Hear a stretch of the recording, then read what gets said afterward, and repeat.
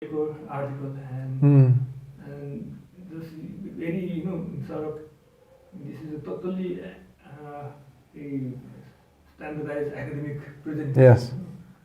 But I was very impressed and very I was my feeling just changed when I listened to his lecture last time, and he said that I'm also a Buddhist now. I have seen something very different in Buddhism that I couldn't see all my life in other religions, even my own religion, Christianity, he said. So these things of talk should actually take place over and over again.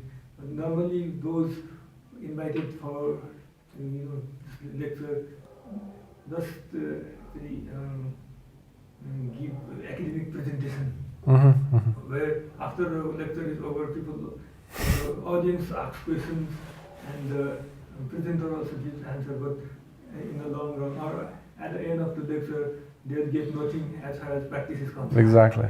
So they just their actually knowledge, actually they widen their knowledge. That's all.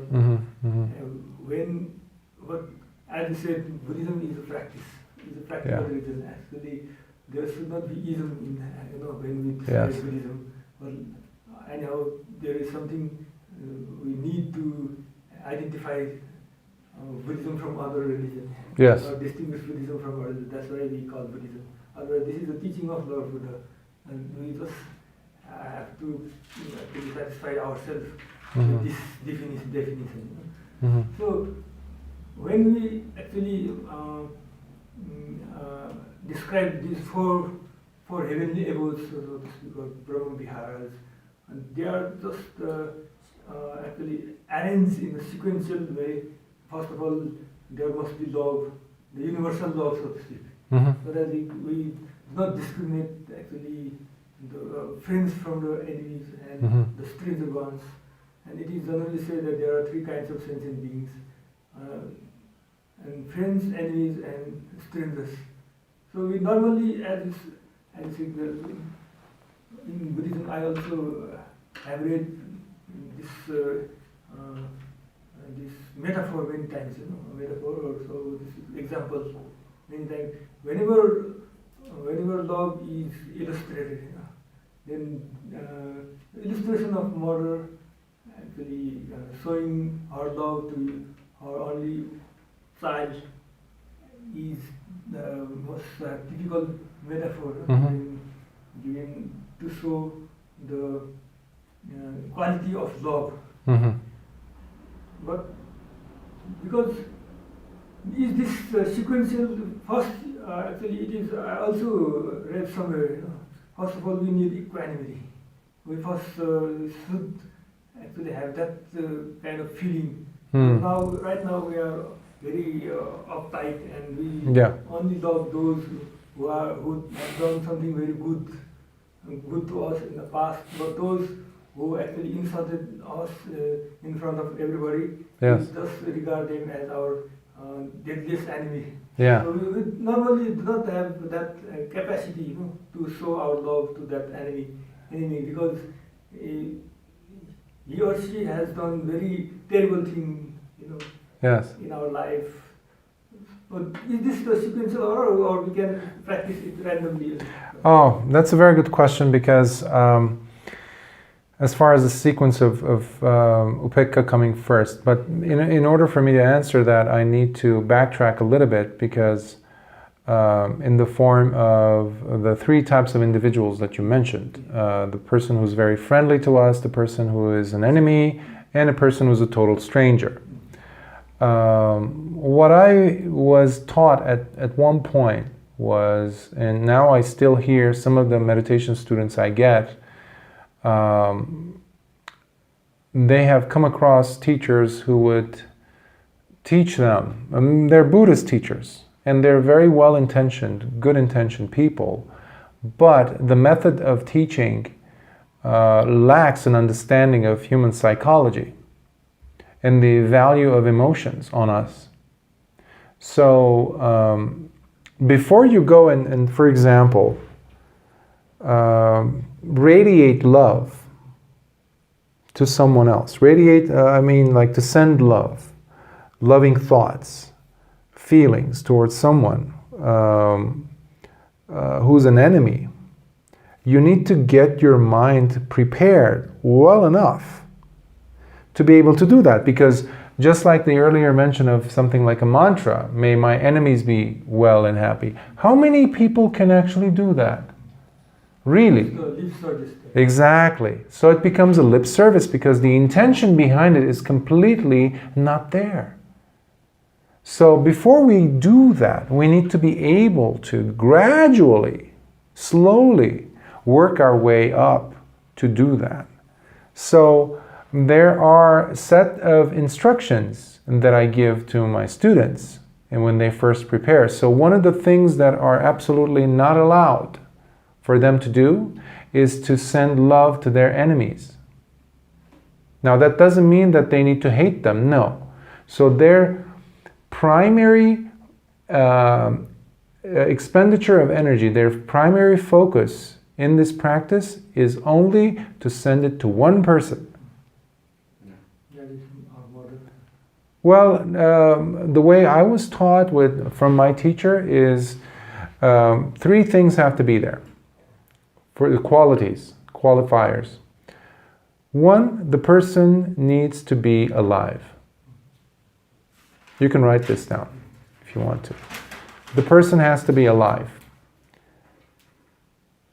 2, the person needs to be from the opposite sex or someone we don't have any sexual attraction towards.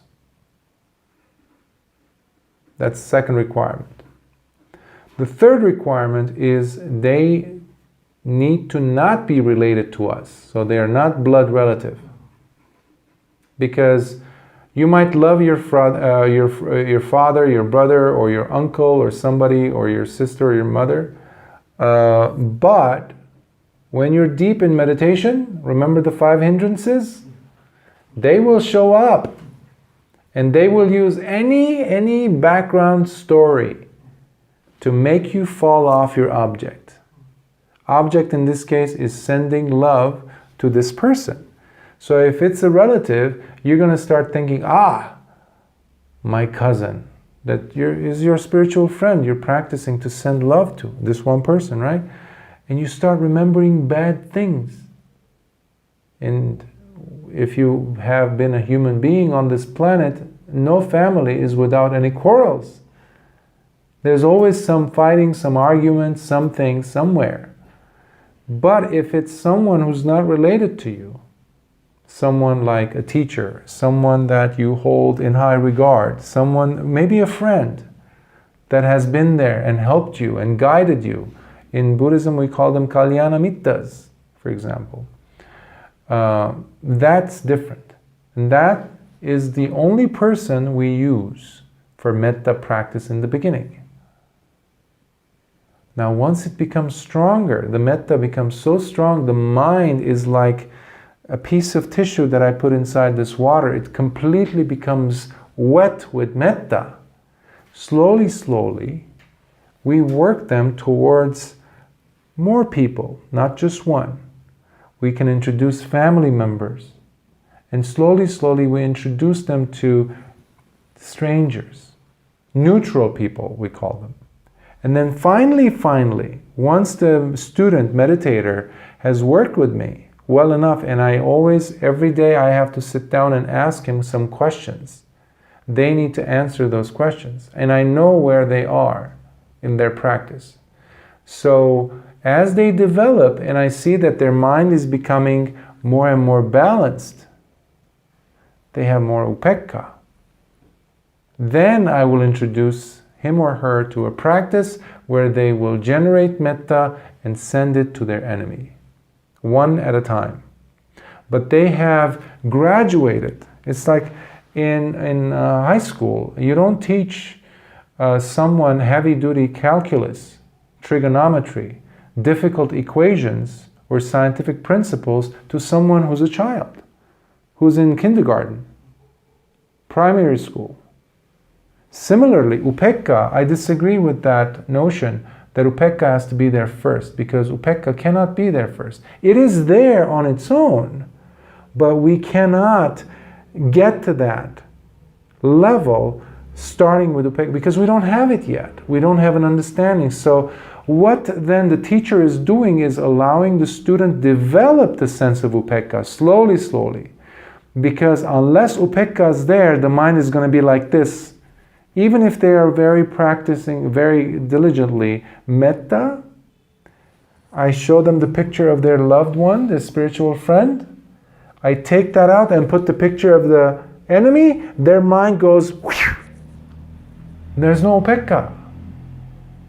So that's why the mind has to gradually get stable, and I, as a meditation teacher, will work with my student to see slowly.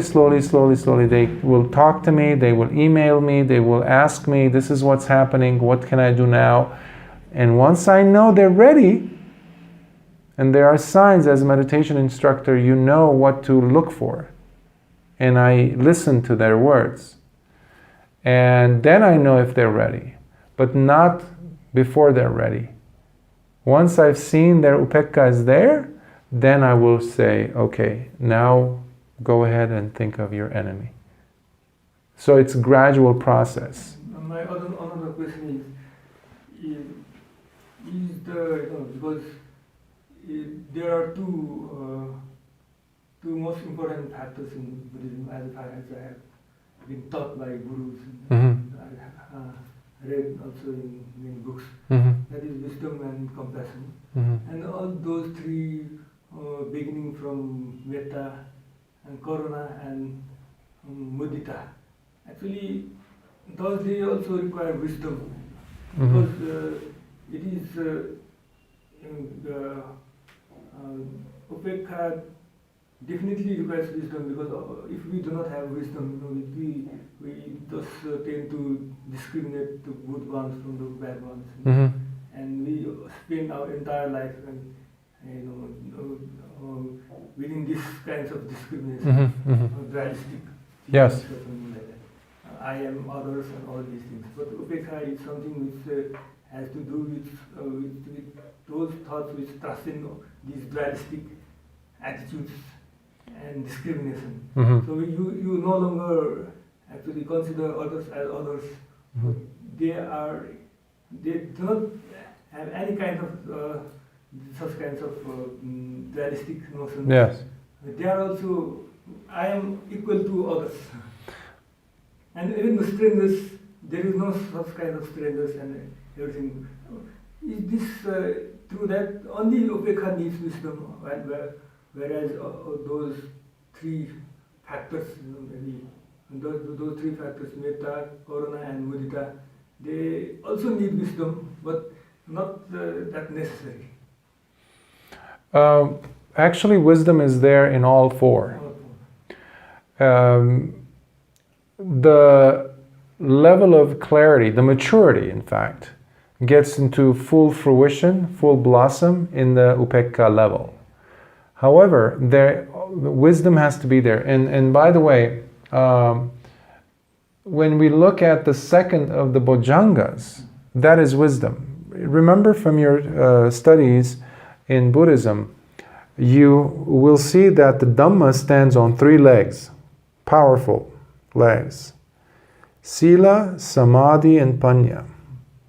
Sila is the virtue, morality, discipline, precepts, the 5 precepts, or 8 or 10. The second one is Samadhi, which is mental cultivation, bhavana, which is what we were discussing today mostly. And you have the third one, which is Panya. Now, in this day and age, you have many people around the world, in fact, talking about mindfulness this. In therapy, as a therapist, I've come across a lot of people who claim to know mindfulness, or teach it now even. And what they do is basically they have stripped mindfulness away from its Buddhist roots. So now they only are looking at one of them, which is the samadhi. They have no consideration of sila. There is no mention of wisdom. Sati, or mindfulness, is there as one out of the 7. Mindfulness does not work without wisdom. One of my teachers, he always says, awareness or mindfulness is not enough. See, an example is that I give to people is, if you, me, and a cat are standing at the corner of a street and a truck or a car passes by, you, me, and the cat will be aware of the truck. You, me, and the cat will be mindful of the truck. We will not cross the street or something, or we are aware of it. But that doesn't mean that the cat has wisdom. Simply becoming aware is not everything. Now, the second of the bojjhangas is Dhammavichaya, which is everything having to do with wisdom. Remember what I asked you to do? Every once in a while, ask your mind, what is the mind doing? That is inviting panya. That is inviting an investigative quality of mind. See, metta is not blind. Karuna is not blind. Mudita is not blind. And definitely upekkha is not blind. Many people say, upekkha is like you don't care anymore. That's wrong. That's not what the Buddha talked about. Venerable Sariputta was not blind when he forgave the man. He definitely will be more careful next time. Cautious. If I'm walking down a path and I fall into a ditch, or if I'm walking on a street and I see some people who want to hurt me, I'm going to use my wisdom. Instead of saying, well, I'm equanimous, I have upekkha, so it doesn't matter to me. That's crazy. That's not practical. That's not Buddhism. So wisdom has to be there. So by me choosing to not go down this path because there's a bunch of people who want to hurt me, you're also exercising compassion towards them, because they're going to hurt me and they're going to have bad karma now. And I'm also practicing compassion towards me because I don't want to be hurt. I still have this body and it feels pain. So, just like we agreed earlier on calling Buddhism an active, not a passive path, we also have to understand that Buddhism is not blind either.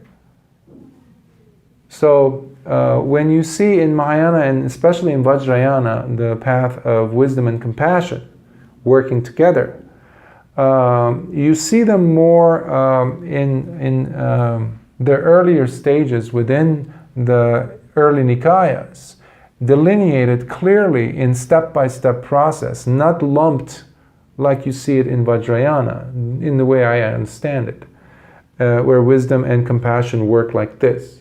So when you go to the Nikayas and you break it down, you see every single step. What leads to what? How? When? Why? Which all of these things mean you are using your wisdom. See, there's a sutta which you probably have come across in your studies here. It's called the Kalama Sutta. Kalama Sutta is the many times, many Westerners, many people who've come to Buddhism came because of the sutta. And many people who have science background, who've turned away from religions and faith-based organized religions to Buddhism because of the sutta and what it says in it.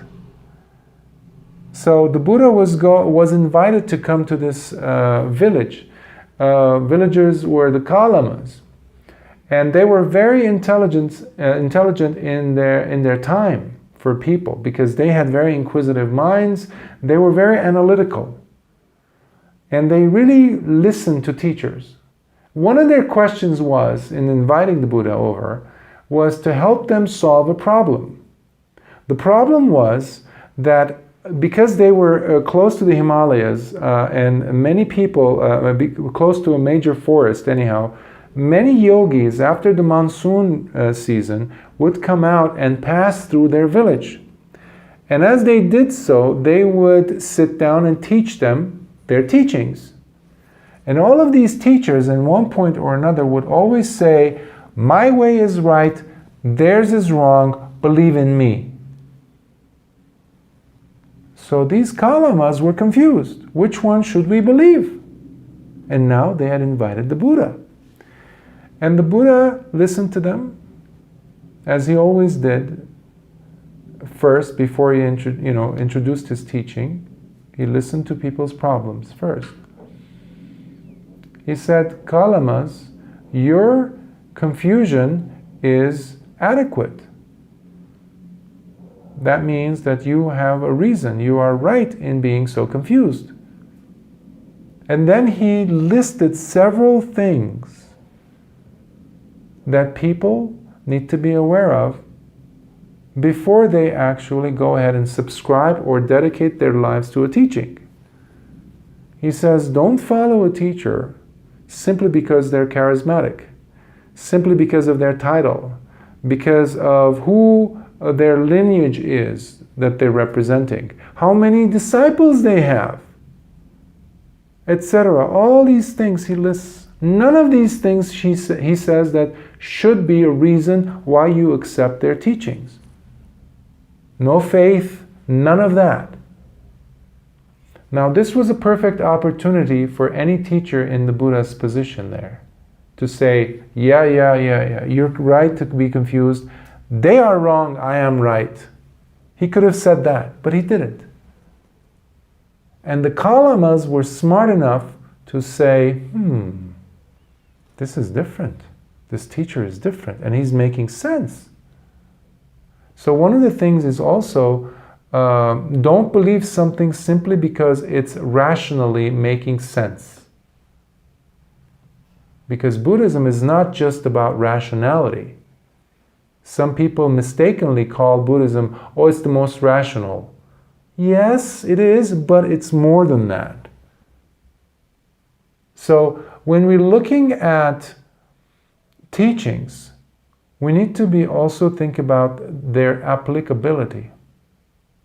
So wisdom and compassion, or any of these principles, if they are not being in one way or another, truly absorbed and processed in the form of practice and understanding, it's really not going to take you far. It's going to be very intellectual and academic. You are absolutely right. But one of the things that the Buddha never engaged in was philosophical debating. He never cared for that. He would say what needs to be said. In some of the suttas you see this, simply to make a point and help the listener to break through some of the delusion. But quickly he would bring it to their personal lives, into practical application. Many times he turned away philosophers who want to just come and debate with him, saying, I'm not here to debate any philosophies. And he never put down other traditions in a sense directly. He would just point out what, common sense in a commonsensical way. So, and you have also the 10 questions which the Buddha always refused to answer. Things about, esoteric or, metaphysics, the Buddha didn't care about those things. Because if you are in pain right now, this path helps you to understand the pain, first noble truth, understand the cause of the pain, and understand that by removing the cause, you also bring about the ending of the pain. And then he showed you the way by giving you 8 different steps that you can use in order for you to really end the pain fully. The map. That's the Eightfold Path. There is no faith there. It's all about practice. And that's what makes Buddhism unique. There's nothing like it. Nothing like it. Because it has everything to do with your personal life. Personal life. And that's why Nibbana is so personal too. See, if I give you an apple, if I give you a mango, now it's not the mango season, but when the mangoes are, when I give you mango lassi, you're drinking mango lassi. It's delicious. And I've never tasted mango lassi. And you give me a cup. My friends who never tasted mango lassi, and I tasted it just now, I was like, wow. Yeah, I try to explain it to them. They never get. Until they actually taste it too. Now the difference is, the example here, the similarity rather, is that with practice, what the Buddha himself tasted and became the Buddha 2,600 years ago is still available for us to taste and see for ourselves. Ehipassiko, come and see for yourself. So each one of you is sitting there listening and trying to think and analyze and understand. I would like you to walk away understanding that it's all up to you. No one else is going to do the work for you. No guru will do that. No teacher will do that. I can't give you that.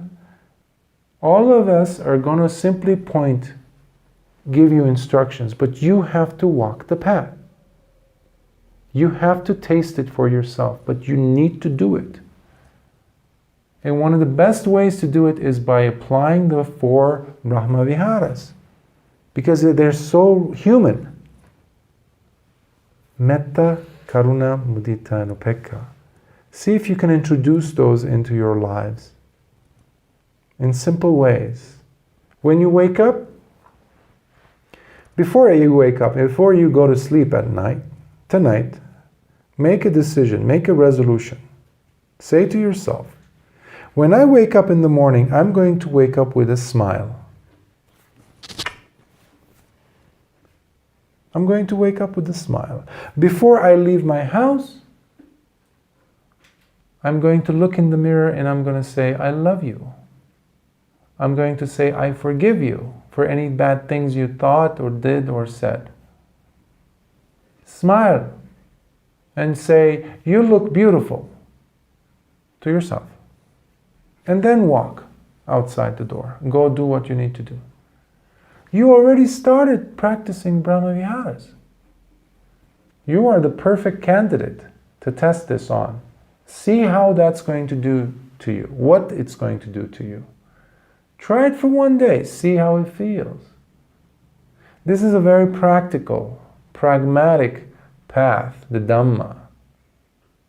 No part of it is looking or having you look at the Dhamma on the basis of belief. That's what the Buddhist path was known. Many of the Buddha's students were tested later on by other teachers, gurus and things like that at the time of the Buddha, by Mahavira and other people. And these students, whether it was Anathapindika or Chitta, these two were householders. And they had experienced Nibbana. Anathapindika was a Sotapanna and Chitta was an Anagami. Lay, Upasaka, businessman, wife, children, lands, property, business. He was an Anagami. So one day Mahavir pulls him aside, and because he was Jain before. and he was helping the community of the Jains. But now that he was a student of the Buddha, his dana was going to the Buddha. So Mahavir did not like it, and plus he was a very famous man, so he lost one of his students to the Buddha. So he pulled him aside and he said, the Buddha said this, do you believe in that? The Buddha says this, do you believe in this? The Buddha said this. And Chitta, this man, a student of the Buddha, listened and he said, no, I don't believe. Mahavir's eyes opened like this. You don't believe? Aha! So you know that the Buddha is wrong then. And he said, no. But he said, you said you don't believe. And he said, yes, I don't believe because I have tasted it. He had tasted the Mangalasi of the Dhamma. He had tasted it himself. He experienced it. That's why the Dhamma does not require belief. It requires effort, understanding, which is wisdom. It requires practice, which requires compassion. And then you already know. I don't have to come and tell you the path is good. You already know. When you wake up in the morning, now whenever I wake up like before I even open my eyes, sometimes I'm smiling. I'm ready. In one of the Vaggas in the Dhammapada, I think it's 276 or something, Dhammapada, the Buddha says, we are the happy ones. We are the happy ones compared to others. Because you are coming from a good, solid place. So when you get up in the morning or about to leave your house, ask yourself, am I happy? Where is the mind? If you're not happy, usually the mind is holding on to something. I want something. I want things to be different. Usually that's what the mind is doing. That's why you're not happy. There's the 3 defilements there. So by you asking, where is the mind now? You settle. Put a smile on your face. Be generous with that. Before you give money to someone, give dana, give your smile first. Can you do that? That's the easiest way to practice dana. I don't need to give you diamonds to show you that I have generous heart. I can show you with my face. So I hope that helps. And if there are no more questions, are there any more questions? Yes? We have been listening to lecture for maybe 2.5 hours now. Ah, okay. And actually, your lectures are with us spellbound and we are unaware of the time. Yes. Well, maybe that's an invitation then.